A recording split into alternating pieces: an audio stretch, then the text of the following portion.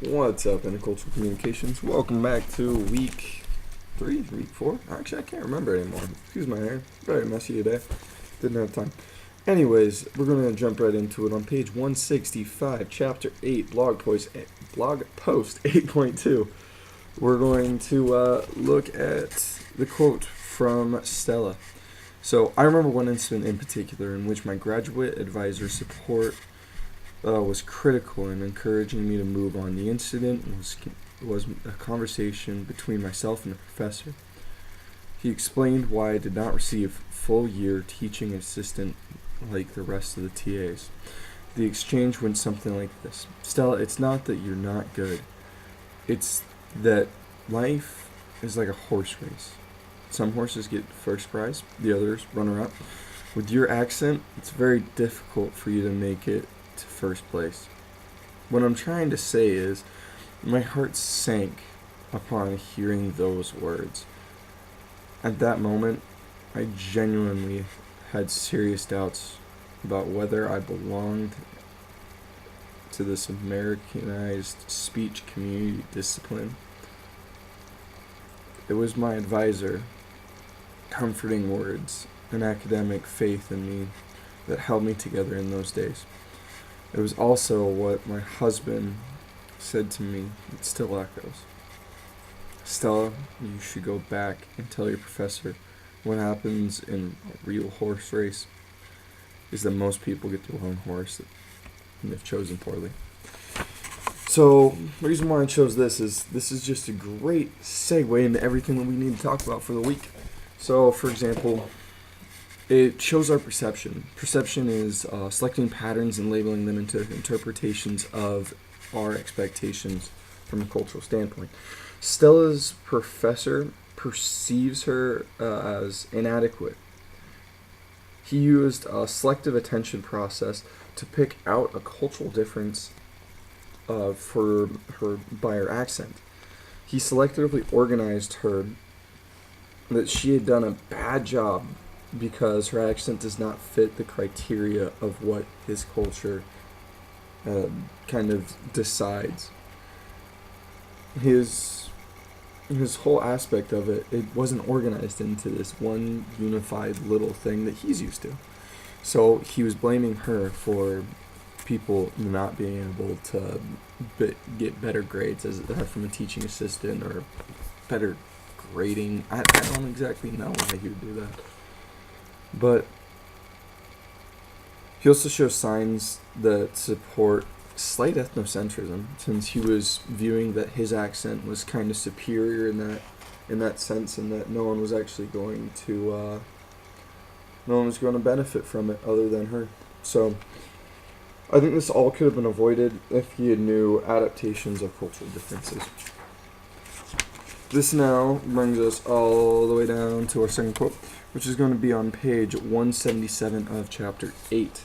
This is blog post 8.5. In February 2002, host of the BBC television show Top Gear made an attempt at humorous analysis of a Mexican sports car by saying Mexican cars are going to be lazy, feckless, overweight,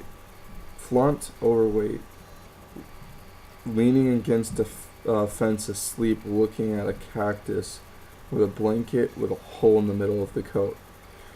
This and other comments sparked angry emails from Mexicans and boycott of the BBC by Mexican radio, a public lawsuit, internet complaints, and angry letters to British papers. The ambassador of Mexico and England also demanded a public apology. As a result, many individuals raising their voices and objecting to the racist statements. The BBC issued a long apology of rude and mischievous comments. Now see, I think this was important because it actually does highlight at the very end that it was a racist statement that was made, but it also does not point out the fact that it shows prejudice. It also shows an aspect of distance disparagement towards the Mexican car company through racist jokes, which is something that it actually did explain in here, as that's one of the things that There they go for it. It also shows a joke highlighted, or sorry, it was through actually a joke highlighted through negative stereotypes, which that is really what it starts coming down to, is negative stereotypes of what the Top Gear people had thought, or at least that they had heard about Mexicans to try to be funny. Don't get me wrong, I do love the show. There's a reason why the lead guy was fired. It wasn't the first time that he had done this. I also believe this to be a great example of principles of negativity, because this was something that we could all kind of focus on, and this was something that the Mexican community could focus on because it was so negative. There wasn't anything good about the car. They weren't saying anything nice about it. They were only bashing the people that were creating it, pretty much. And so I think that kind of just segues very nicely. So, chapter 9. We're gonna just, I guess, pull ahead. Page 182. This goes between a chat between Gabby and Roy. Gabby, where's the rest of our group? What's up with that? You know, we've already been waiting 15 minutes. Text them again. Roy, I already did. They know they're supposed to meet at the library. They're probably just looking for parking. Toy and Cruz both have to take the freeway, and it's rush hour. Yeah, that's still irritated. Whatever the case may be, we've got a deadline to meet. You know Toy and Cruz better. You have 2 classes with them, right? Are they always like this? I did all my work already, and my time today is limited. Roy, chill. Toy and Cruz are cool. They're really creative and they pull their own weight. If we want an A, we definitely need the research data that they have found to make an awesome pitch. It'll be fun.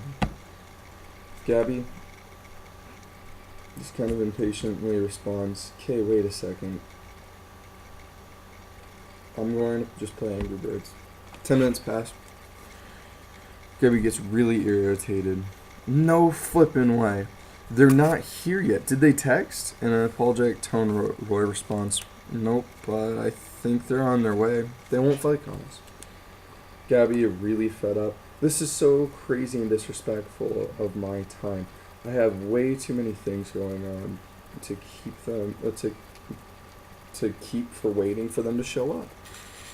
Considering that I did all my work already, it's so irritating.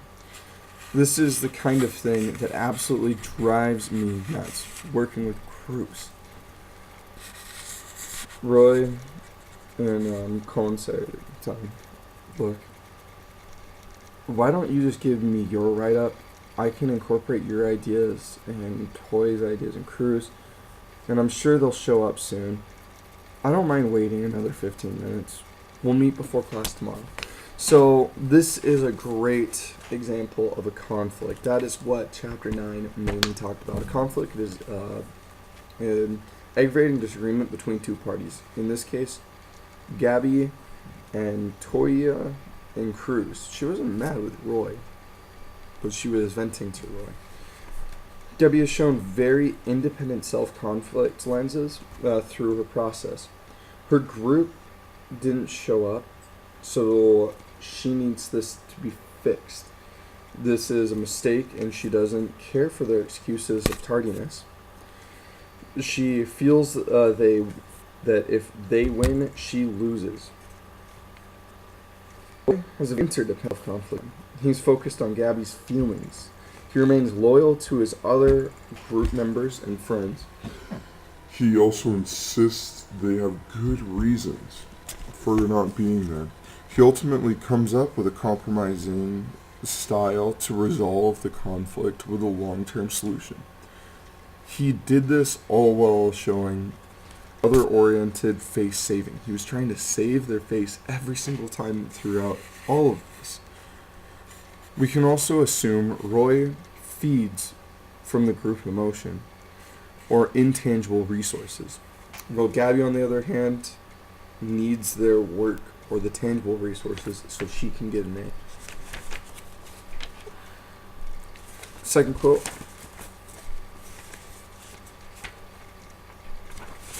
Oh. I think we got it on the wrong page. There's quite a few quotes I liked in this one. So, on page 197 of chapter 9.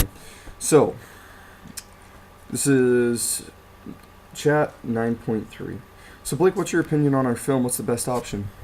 I think we should go back and reboot the conclusion. The ending was useless, and we've had more complaints. We need closure. Zoe, Melody, what do you think? Zoe, I think the ending is doable. It just needs to be tweaked with a better soundtrack. Blake interjects, are you kidding me? We did this last time, and the movie bombed. Using music to cover over the flaws doesn't support this movie. It just doesn't work. Are you finished, Blake? Good. Then here's the plan. Given the time constraints, think about tweaking the end of the movie. Melody, contract Christy in production department and see how much it's going to cost to bring in some hard rock music. Also set up the pre-screening test for Zoe. It's not going to work. Remember last time? Okay, Blake. I heard you the first time already. Now, I'm serious. We're going to end up losing money. So finally loses it and just, alright, enough is enough, Blake. I don't know what you think I can do. You always seem to be challenging my decisions. So we can actually see through conflict that they're trying to work on a movie. Obviously, there's a lot of budget. They have a lot to do. I'm going to try to shorten this up. So Zoe's attempting to integrate. Blake is attempting to dominate. Melody is attempting to oblige. Melody is also attempting to be avoidant towards the end. She tries to oblige by saying what Zoe wants to hear, and then she immediately kind of drops out of the conversation, just so that then she doesn't have to be kind of in that mix.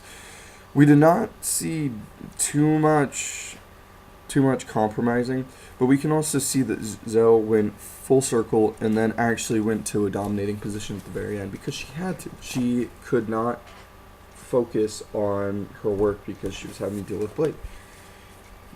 We can also start to see that reframing was done in a very poor manner. It was just kind of mentioned briefly, like, yeah, we don't have enough time, so we're just going to do this. Like, Blake was getting upset, and it could have been easily explained in another way of, Blake, we understand, but we don't have the resources to go out and redo the project. We have to go now. And also, not just saying that Zoe did everything right, or Zoe did everything wrong. Blake didn't do very much right either. Since he was in that dominating position, he was just trying to conquer the argument and get what he wanted. And he really just should have used mindful listening and just taken a little bit of a break. I think this kind of concludes everything from chapter 9. And so, good job, guys. We're done. Well, this week. See you next week.